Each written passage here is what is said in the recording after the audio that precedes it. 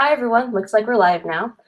I am Dr. Dana Schmidt, and I'm glad you're all here. I'm going to get the presentation loaded up, and then we'll start. Just a couple housekeeping notes. I am going to keep all questions held for the end, so ask me in the chat box, and then we'll get to all the questions at the end. And I will try to get to everything we possibly can. So screen share is going live now. Bear with me, please. All right, so hi, and thanks for being here, everyone. Before we get started, I want to let you know again that you can ask the questions in the chat box, and I'll get them at the end of the presentation. So does that sound good? And feel free to share your experience in the chat box too. I'm always interested in your story, how you got here, and how you're doing now. I share a couple of links in the presentation to different things you can download from my website, and I'll pop those into the chat box at the end because I know that it's tough to grab stuff from Screencast. All right, without further ado, let's get going. So going gluten-free isn't enough. I'll let that sink in. For almost every person with celiac disease, going gluten-free is not actually enough to heal your body. But that's what they told you when you got diagnosed, right? The only treatment for celiac disease is a gluten-free diet, right? But it's not enough. So here are two studies of about 850 people altogether. These studies both did follow-up biopsies. In the first one, you can see that only 8% of people had healed their guts after almost a year and a half.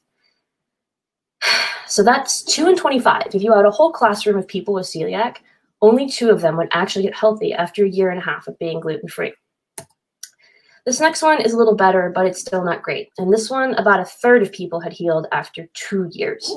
And again, these are both studies that did follow-up biopsies. And then finally, half the respondents to the iCure Celiac survey, which is a survey done by the Celiac Disease Foundation, said they're still having symptoms on a gluten-free diet. So that's an opt-in study that creates a database for research. It's not as scientific, but that's still a lot. So if being gluten-free is the only treatment, but those rates honestly stink. I mean, half of us are not getting better even after years on our so-called treatment. This is not a treatment that would get approved by the FDA. So what is going on? I mean, I know you are probably freaking committed to being gluten-free. So are you tired? Are you irritable and itchy, making way too many trips to the bathroom? Your weight is going the wrong direction, and maybe you're developing weird new allergies? Because I know I was. In the next 40 minutes, I'm going to share with you what I've learned as a doctor who works with people with celiac and also as a person with celiac myself. And so no, celiac disease is what we have research on, so it's what I'm going to talk about. But a lot of this stuff holds true for other autoimmune disorders. And it's becoming clear that non-celiac gluten sensitivity is also immune-mediated. There's not a ton of research on it yet, but there's some stuff coming out. So all this stuff applies to anyone with an autoimmune disorder who needs to avoid gluten. Okay, now to lighten the mood, I found this cute picture of a happy little intestine cell that's nice and fuzzy like we want ours to be. And here's my standard medical disclaimer. I am not your doctor. This is not medical advice. I am sharing with you an overview of clinical research on celiac disease and what I've seen in my own practice. Your situation is specific to you, and you should definitely talk to your own doctor before making any changes. And you definitely should have a doctor if you have an autoimmune disorder. So my story. This is me when I was about 17. And that's when I got so sick, I finally let my mom take me to the ER. That was a pretty big deal because I had a deep mistrust of doctors by then. I'd pretty much sworn them off. She had to beg me for 2 days to go. I had a high fever. I had pain so bad I could barely breathe. The last time I went to the doctor because of my stomach pain, I was 9. And here I am at 9 years old, and yes, my mom did cut my hair when I was 9. Hi, Mom. She's here. She's watching. So the doctor I saw was nice, but dismissive, and he said my stomach pain was probably ulcers. So he gave me a prescription for Zantac. Yeah, for a 9-year-old. So I'm sure you all have stories like this, just of not being heard by your doctors. And of course, the Zantac didn't help, and there's actually evidence now that meds like Zantac, PPIs, may actually kick off celiac by suppressing stomach acid. So I was 9, and I decided, with perfect kid logic, that doctors weren't going to help me. And I just got on with my life. I got used to feeling sick after meals. I just got so used to it, I didn't mention it anymore. I decided it was part of life. And yeah, there you go. So this is a blueberry bagel, and I loved these things. I probably eat them every day. And did you know they actually use high gluten flour in bagels? So not a great breakfast for a celiac kid. But I was mostly a healthy kid, so all the stuff that came up was pretty easy to brush off. My adult teeth came in miscolored like this, but that runs in my family, just like celiac disease does. Well, then I broke my wrist, but kids have accidents, and I was always hungry, never gaining weight, but I was an active kid and I played sports and I was burning it off, right? I was anemic and no amount of iron could help, but I was vegetarian. I even look anemic in that picture. I'm 17, don't I? I had horrible migraines, but guess what? They ran in my family. You're starting to see a picture? See a pattern emerge here in my pictures? So I'm 17, high fever, horrible pain under my ribs. And at this point, I had crazy pain tolerance because I was basically sick and in pain all the time. So at the ER, the doctor asked me if my tummy hurt, and he said I had gallstones and that I'd probably have to have my gallbladder out when I was older. Then he gave me Tylenol and sent me home. So my mistrust of doctors continued. In my 20s, I got this weird new allergy where all these foods would make my mouth itch. So it's these foods right here. All those tasty fruits gave me horrible, horrible itching in my mouth.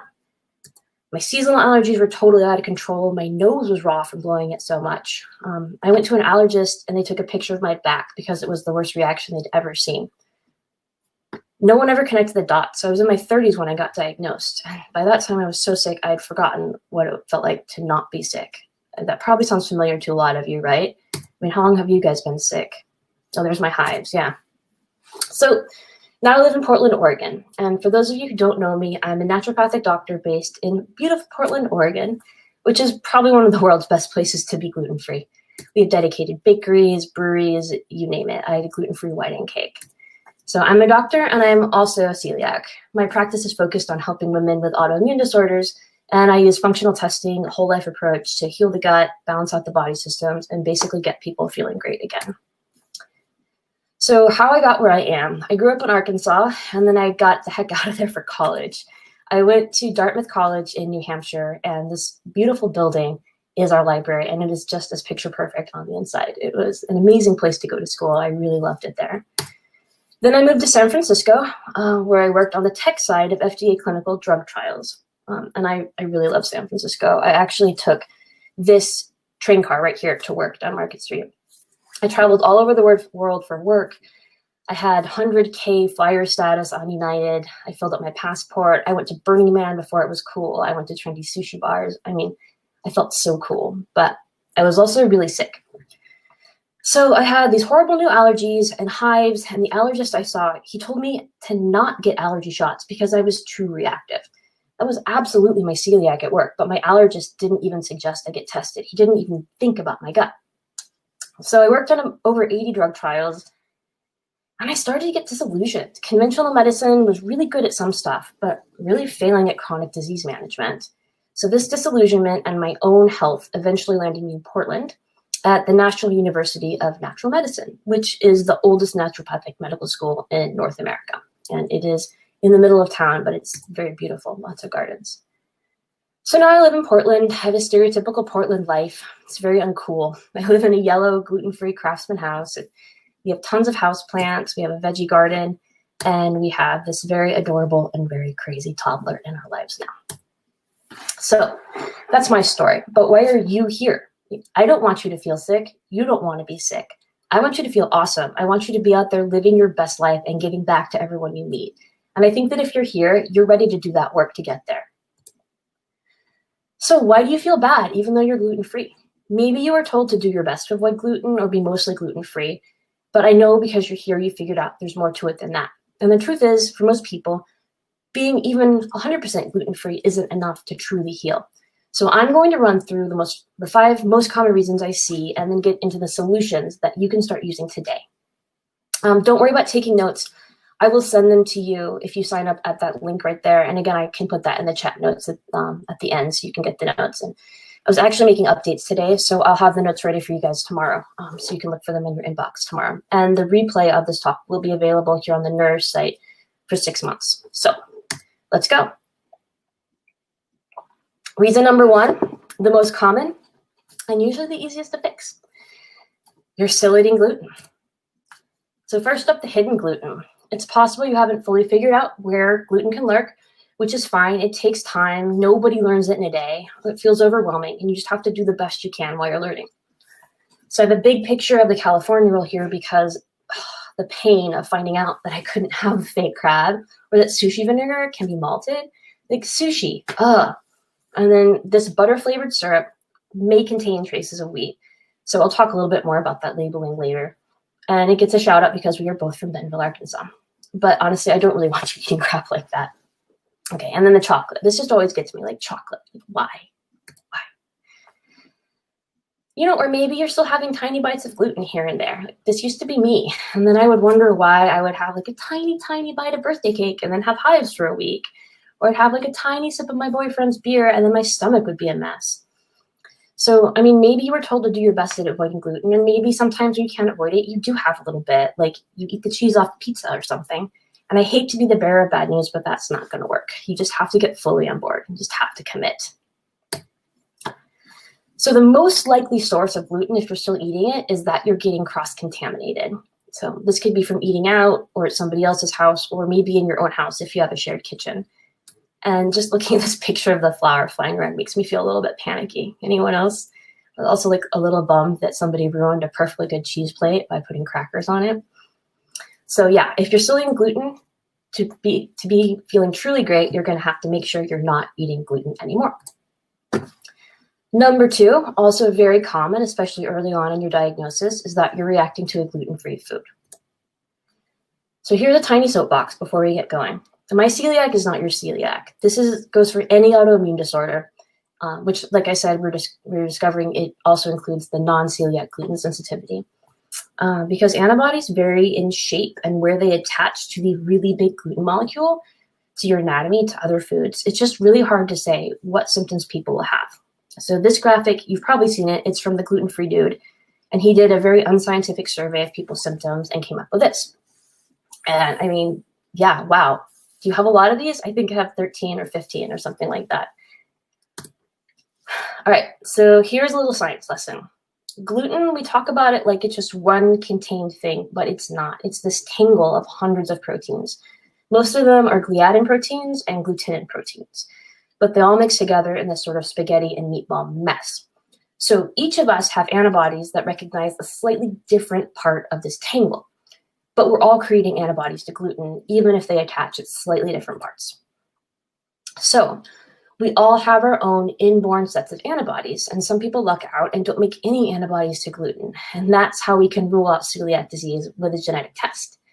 So each antibody is like a puzzle piece, and it's always out there looking for its match. But you know how sometimes puzzle pieces, they kind of fit with another piece, but not really well? That happens with antibodies too. And this idea explains many of the symptoms of celiac disease. So when antibodies that fit gluten also fit with your nerve cells or skin or some other cell in your body. It's usually not a problem, though, right? Not everyone with celiac, with the genes to make those antibodies, will develop celiac, right? That's because our immune cells also have a secret handshake with other cells in the body. So they walk up and they're like, hey, I found this gluten. And then the other cells like, hey, here's a secret handshake. And we're like, oh, you're cool, you're part of the body. So that handshake prevents the immune cells from attacking things like your gut, your thyroid, your nerves.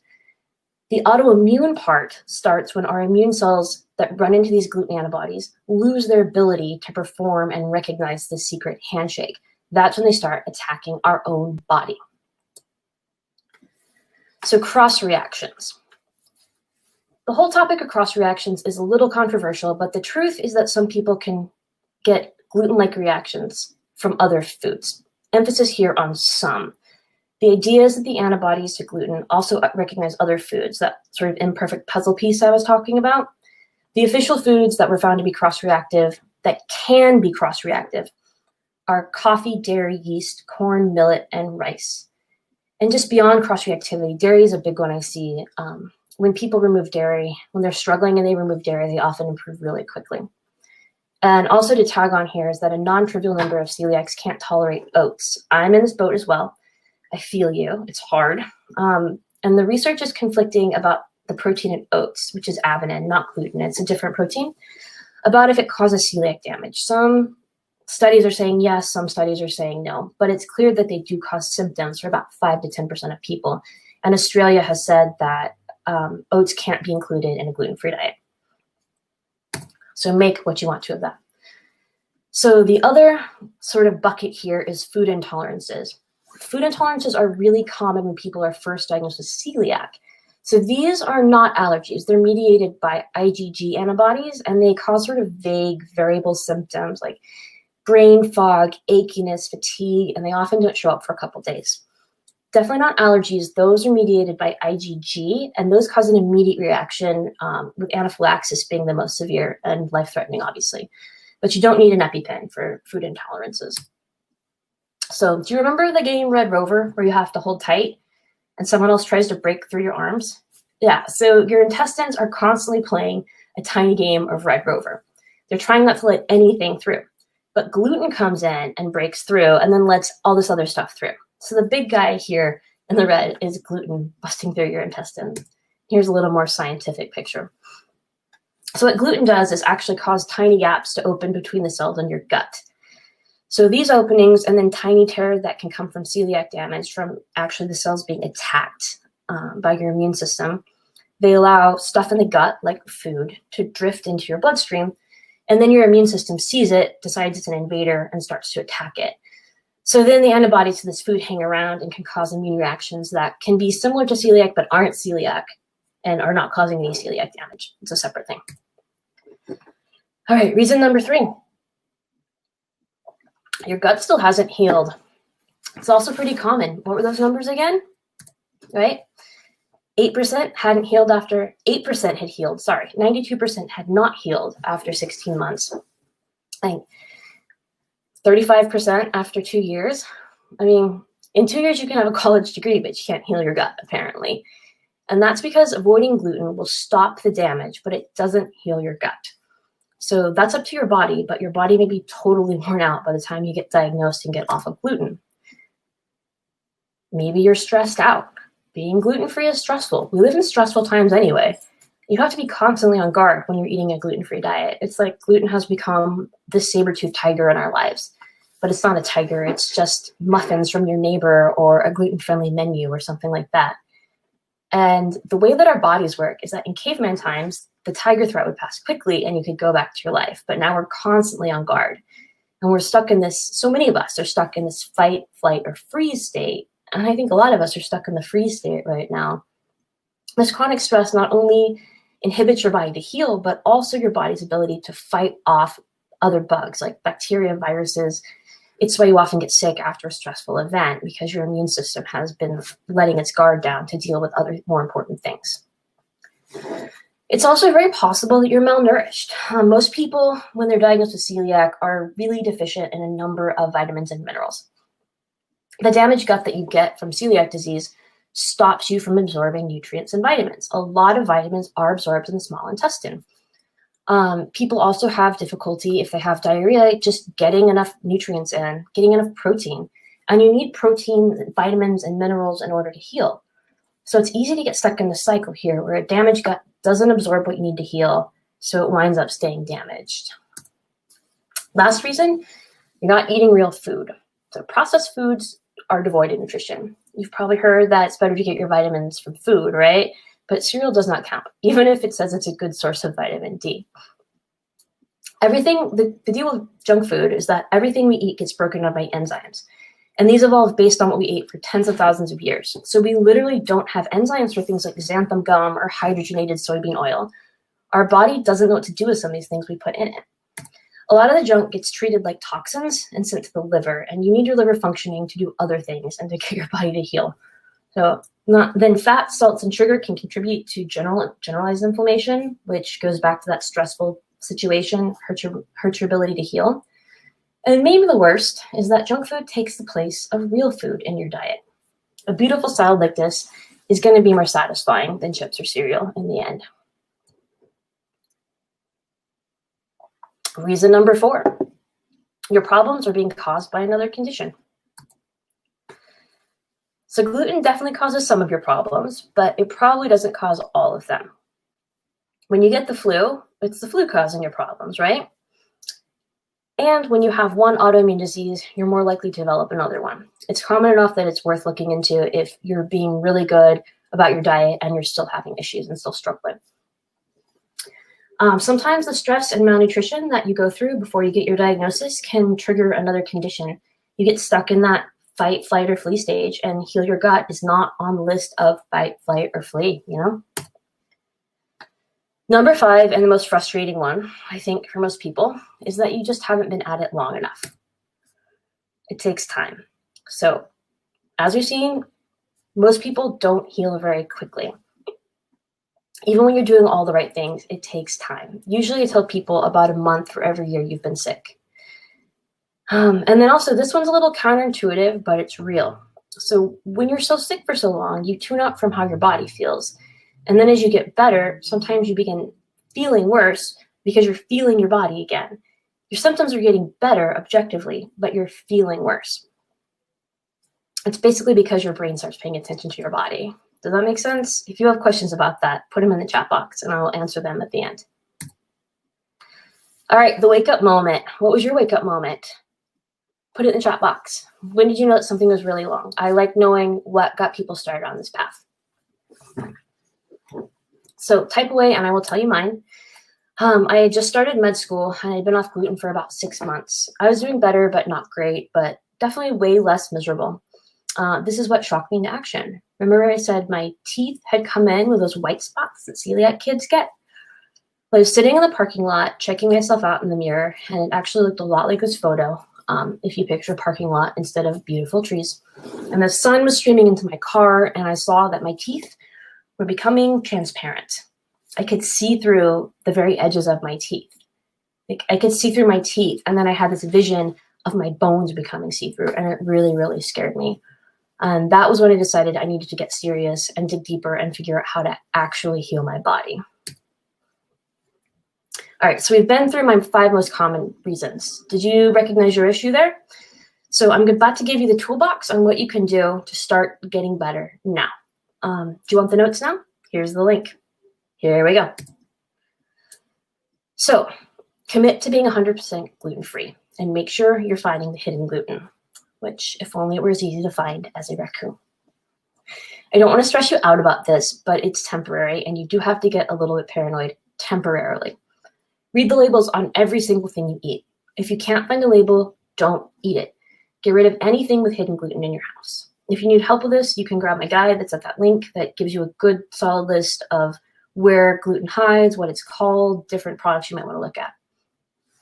So for the shared line and shared facility, and may contain traces of, these are all voluntary labels. So, I mean, take them with a grain of salt. They're really about CYA for the companies. Some products with a shared line are totally fine to eat, and some are not. The shared facility is okay for virtually everyone. It's more about people who have anaphylactic allergies, but for people with celiac disease, that's usually just fine. So they're voluntary, and some people, but not most people, can react to products on shared lines. So your mileage really varies on this, but consider not eating those shared line and traces of foods for a few weeks while you eliminate hidden gluten. And definitely don't eat any of the traces of foods that look like that syrup that I showed you. And maybe just give up processed food entirely for a few weeks. It actually feels like a pretty nice reset. And you can do anything for a couple weeks, right? Just a couple weeks. So now it's time for a science experiment. Remember, none of this is necessarily forever. It's to figure out what's causing your problem. So your job as a scientist is to commit to saying no to any food you're not 100% certain is 100% gluten-free, even tiny bites of foods that you're not sure about. Okay, here's an actual photo of my kitchen. No, I'm just kidding. We have a toddler. You guys know I have a toddler. There's no way I'm showing you our kitchen. But we do have a gluten-free kitchen and a gluten-free house. And once we did that, I realized how often I'd been getting slightly glutened at home, just like low-grade, consistent glutening. So now we have 2 levels, and one is a food that is absolutely 100% gluten-free for me, and the next level is food that doesn't contain gluten ingredients but could be cross-contaminated for my family. So for instance, my family will eat food with oats, but I don't, but I also don't worry about getting cross-contaminated from oats that could be cross-contaminated that they're decently careful with. So make your kitchen gluten-free if it's at all possible for you, even if it's just temporarily. Just see how you feel when you do it. And if that's really not possible, look into making it as safe as you can. There are a lot of great resources from dietitians and stuff out there, free guides about doing a shared kitchen with celiac. It's just not my jam. I don't have that. I really think that getting your life as gluten-free as possible is the best thing for you. All right, and then stop eating out at non-dedicated restaurants for a few weeks, at least a few weeks. I know we all love to hate these gluten-friendly menus, but seriously, they're just being honest. If a restaurant serves gluten, the potential for cross-contamination is always there. I mean, will you get sick every time? No, of course you won't. Like, we all know that. But it is a gamble. And is one meal worth being sick for days or weeks? You're doing it for science, guys. So, looking for other food sensitivities. Like I said, these are really common. Lots of people with gut issues have weird new allergies, like my oral allergy syndrome. It's because a leaky gut sets off the immune system and sends it after food. And early on, when your intestine is shot, you will almost probably have a few sensitivities.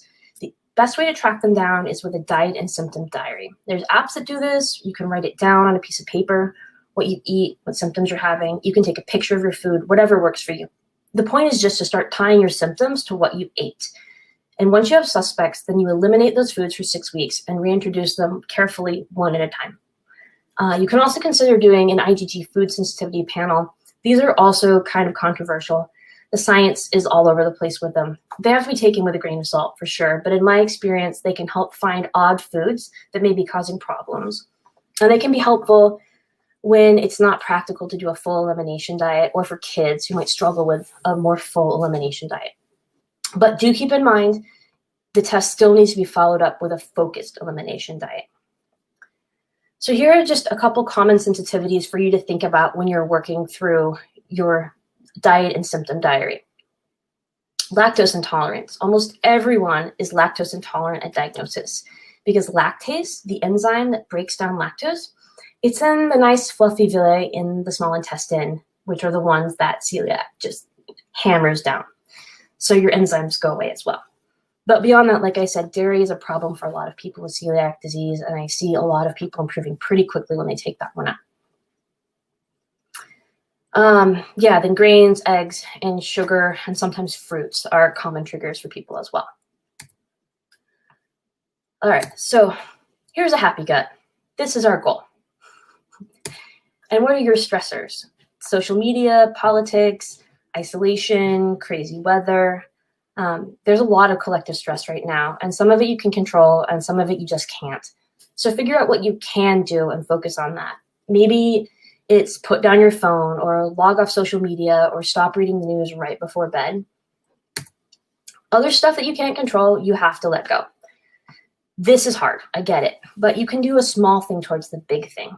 You know, if you can't clean the whole house, just take out the trash. Just do one small thing that you can control. So we have a motto at our house that done is better than perfect. And healthy is definitely better than sick. So just try to do what you can here. Also add in more of what nourishes you. I don't know what nourishes you, but I'm sure you do. Cuddle your dog or make some tea, call a friend. Do things that fill you up. Stress is like junk food because it takes up time that you could be doing good things for yourself. And instead you're stressed and you're worried. So just try to shift some of your time away. And next, move your body. Anything is better than nothing. Just find a 10-minute yoga video or a workout video. Chase your kids around, go for a walk, stretch, bounce. Just find ways to let out that nervous energy. And last but not least, nothing can replace the healing power of sleep. How to get better sleep is its own presentation, and I don't have time to go into it today.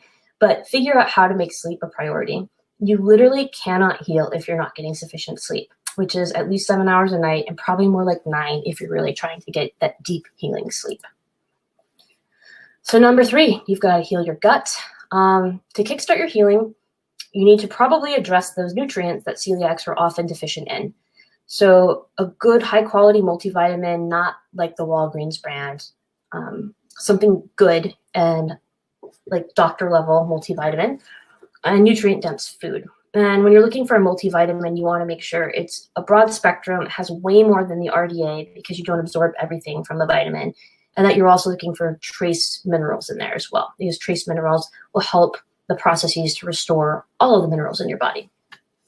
You can actually assess some basic deficiencies from your own labs. So talk to your doctor about that and make sure they're looking really closely at the labs.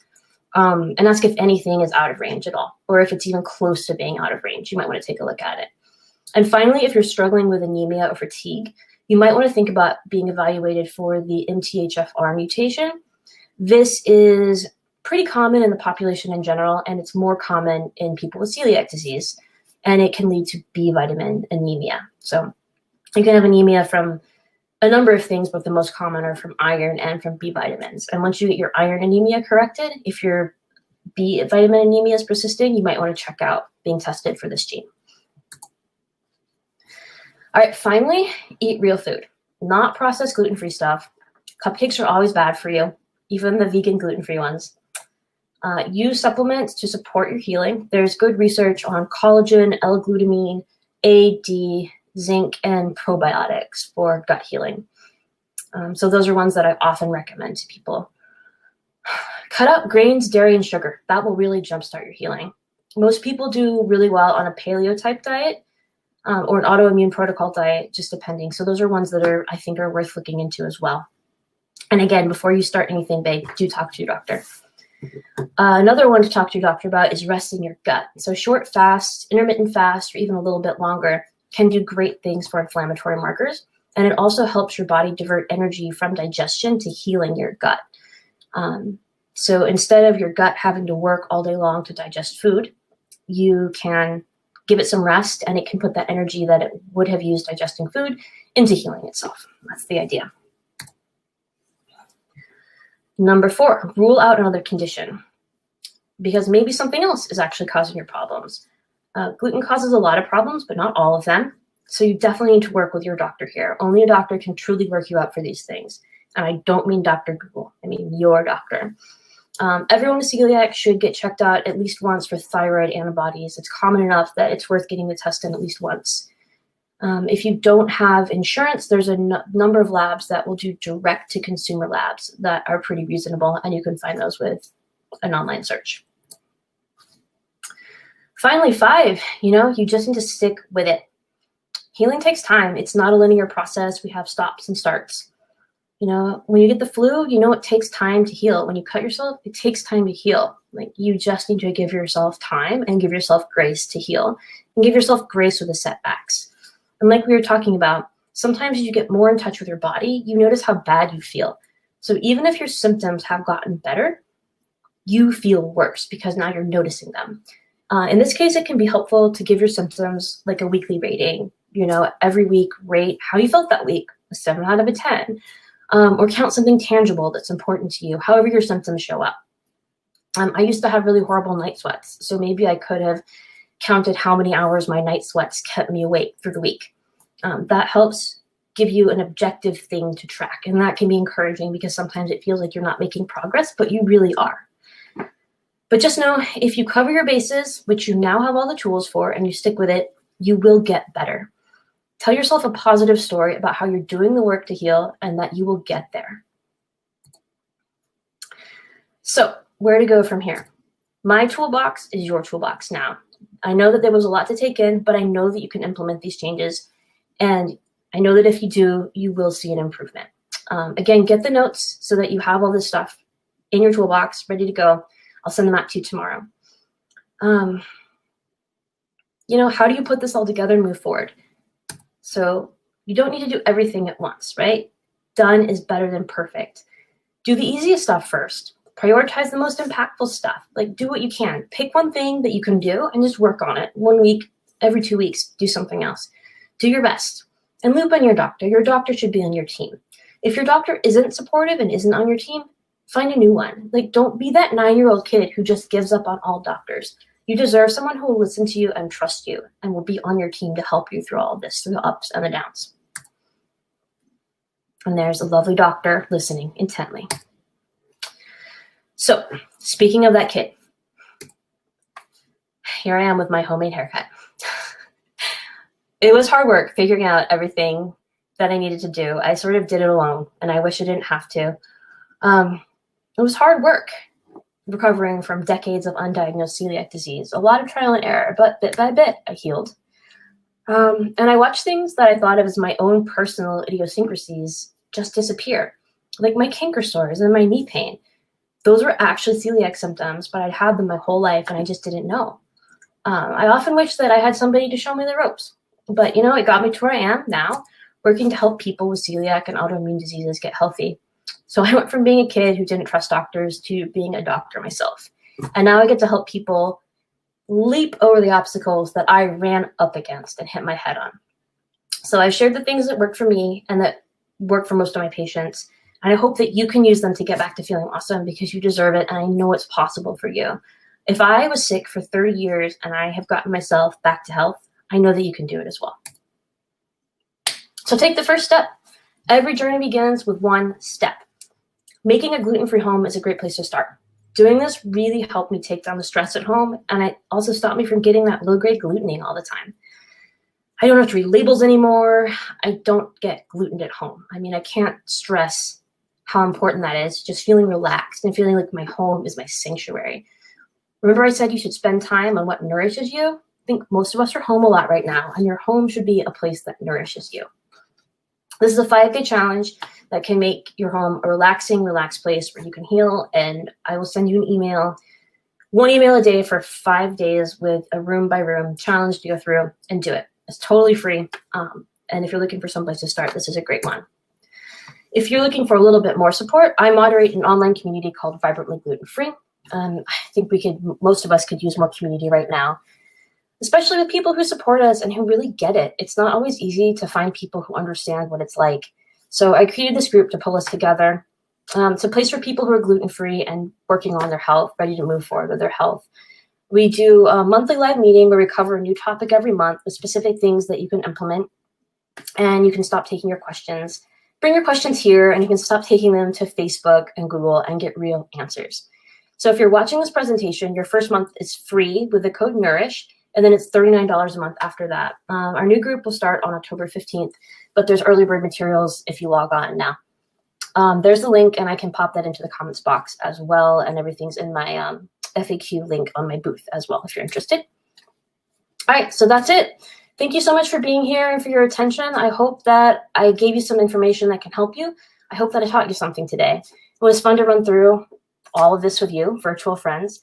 And if you'd like to get in touch with me, please do. You've got this. I totally believe in you.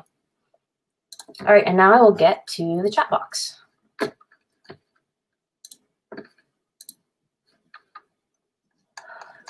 All right. Wow, there's a lot of questions. Okay. All right, congratulations on lovely weather. Yes, yeah, the fires were horrible. We're so happy to have our air back again. Okay, so Laura says, I don't have CD, but I'm grain intolerant. Oh, sorry, catching up here, guys. We got a lot of questions. This is fantastic. Grain-free, dairy-free for 10 years and needs to lose a lot of weight, but I'm not able to no matter what.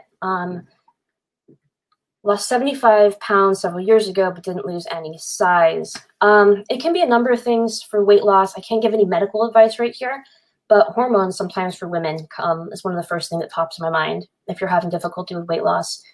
And then also just checking out total gut health, looking deeper into what's going on with your gut. Can a good digestive enzyme help with food intolerances? That's a great question, Anita. Yes and no. So it can help because it can help digest some of the proteins that actually inflame your immune system. So a good digestive enzyme can sometimes help with food intolerances, but really what you need to do, it's going to help with the symptoms, but what you need to do is heal your gut and prevent. So once you heal your gut, you prevent the food from getting through, and you prevent more antibodies from being formed. So that's what ultimately will help heal your food intolerances. Okay, I will definitely paste the links in. That's a couple questions here. Lisa asked about the Everly Well test kit to find food intolerances. I am not familiar with that one. If it tests for IgG, then what I said about the IgG food testing would apply. It can be a good starting point. It's not the gold standard, but it can help point you in the right direction. I've seen them put people in the right direction to find their food intolerances. Okay, Julia asked, how do you know whether to keep looking for other causes versus just giving celiac disease longer to heal? So I think a good rule of thumb is, how long have you been gluten-free? Is it a month? Think about a month for a year, but really that's a question for your doctor. I can't absolutely answer that one. How do I recommend limiting cross-contaminations in places like work? I work full-time at a grocery store, and I'm not ingesting any gluten, but I'm very sensitive, so just handling all day can take its toll.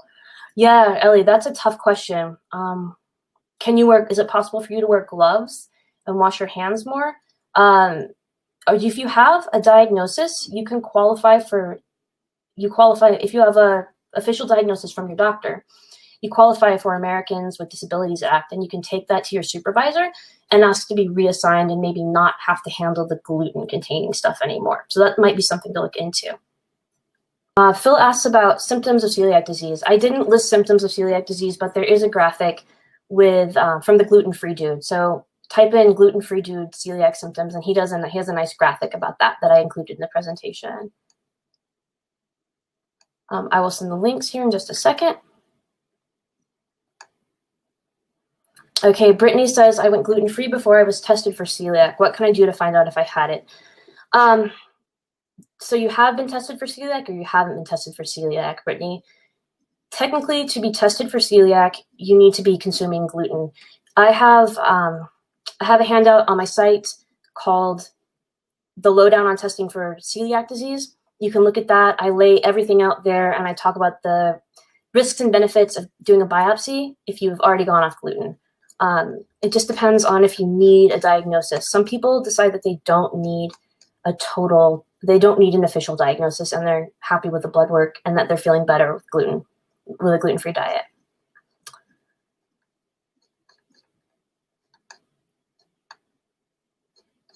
Okay, thanks. Brittany says she hasn't been tested. Okay, Brittany, it might be worth getting the blood work done. It might come back negative, but if your numbers come back even a little bit elevated, that's a good tip that you do have celiac disease. So it might be worth getting the blood test done, and then from there you can decide whether or not you want to get a biopsy done. Jeff says, what recommendations do you have for healing the gut? Jeff, I went over that in the presentation, so why don't you get the notes, and it'll be in there. Julie asks, what stuff do we talk about in our monthly meetings? So we talk about, I don't give medical advice, obviously, but we talk about foundational stuff that we can do. Let's see, we have one on, we go into the sleep thing really deep. We have a lot of recipes, we do some meal planning. We talk about intermittent fasting a good bit, and it's driven a lot by what people are interested in. So I have a little bit of a curriculum, and then people send their questions in, and then we build things around that as well. When I say talk to your doctor, it could be your PCP, Amy, or it could be your GI, depending on who you're working with. And if you're working with a GI, I recommend you find somebody who has a lot of experience with celiac disease rather than just a general GI. For some people, once your celiac is pretty well controlled, working with your PCP is totally fine. Rachel asked how long it takes for blood test numbers to go back to normal. The quick answer is antibodies live for about 3 to 4 months in your blood. So if on day 1 you go 100% gluten-free and your gut magically heals, then it will take 3 months for your numbers to go back to normal. I think for most people what they see is numbers start falling after about 3 months, and things get back to normal. Numbers get back to normal somewhere around a year for most people. It depends case to case, but we now know that numbers don't necessarily match up with damage. So just because your numbers have dropped down doesn't mean that there's no damage. And with the studies that I talked about where they did follow-up biopsies, a number of those people actually had totally normal blood numbers again, but they still were having celiac damage. So that is something that might push you to get a follow-up biopsy if you're still worried about that. Brittany says, my son tested negative. So Brittany, I would encourage you to go look at the celiac testing document that I mentioned. It's on my website, and make sure that he got the full panel run, that everything was done. It's also possible people who have all the symptoms and test negative, we're finding have non-celiac gluten sensitivity, which is not quite as severe, which is nice, but has to be taken just as seriously. Absolutely. Donna asks about intestines that never heal. So yeah, refractory celiac disease, it's pretty uncommon. Most people who continue to have problems, I can't remember exactly numbers, don't quote me here, but it's a small percentage of people. What brand of multivitamins or supplements? There are a number of great brands. The easiest shortcut is to go to a nicer store, a health food store, a Whole Foods kind of store, and ask the supplement folks there. They can point you in the right direction there. But please don't buy your vitamins on Amazon because we don't know how those are handled. I really don't want you to buy any vitamins or supplements on Amazon.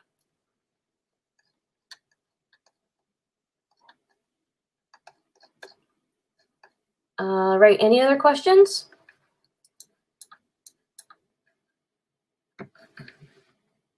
Okay, I'm going to put those links into the chat box now. And also a link to my booth here. Not there. Not there. Where did my window go? I lost you guys. Okay.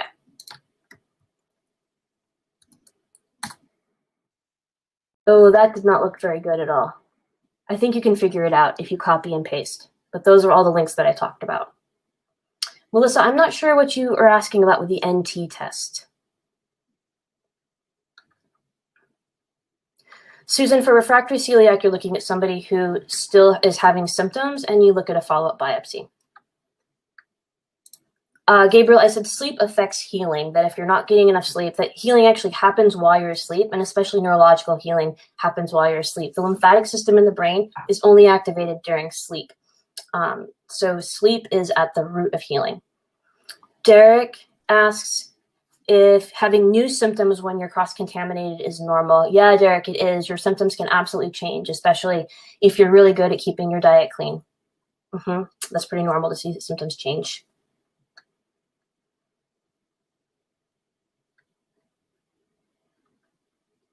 Hi, Deborah. Yeah, so Deborah asks about casein mimicking gluten. So that falls into the cross-contamination or the cross-reactivity bucket. That is a problem for some people, not for all people. So some foods might cross-react for some people. Hi, Tricia. So the MTHFR mutation it's a little complicated. So basically, it's an enzyme, and it's an enzyme that's responsible for recycling B vitamins. And we use more B vitamins than we can ingest. And if you don't recycle them, then you run out of them. And B vitamins are a really important thing involved in cell division. So what you wind up with is cells, blood cells, especially that are too big that haven't divided. And that's one really big sign of an MTHFR mutation. This is a really, really basic explanation of it, but it makes you bad at recycling B vitamins. Hi, Lisa. No, we haven't found any difference in the genetic markers and the length of healing times. No, we have not seen any difference in the severity of the DQ2 or DQ8. What we have seen is that people with 2 copies of genes are more likely to they're more likely to have celiac disease. It's about 10% if you have 2 copies. Hi, Troy. Yeah, you can. I do virtual consults for people. So if you are interested in that, you can go to my website. And we're running out of time. I have about 5 more minutes for questions. Well, thank you, Marin. That's my mom, guys. Susan says, I was glutened in April 20th, or in April 2019. I had a biopsy in August. Could the inflammation from in August be caused from the gluten episode in April? No, Susan, I wouldn't think that the inflammation there would be caused from just one glutening, just depending on how bad it was. It's possible, but I think it would probably be more than just that. Okay, Nellie says, I have a son who's 17 and no currently active CD per his biopsy. Wonderful. But he has gastroparesis.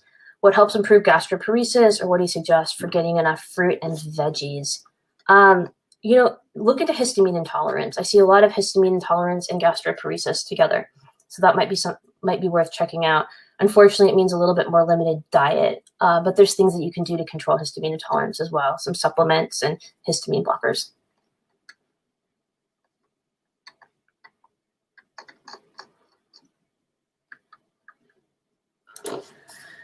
Okay, we have a couple more minutes for questions. Are there any more questions? Did I get to everyone?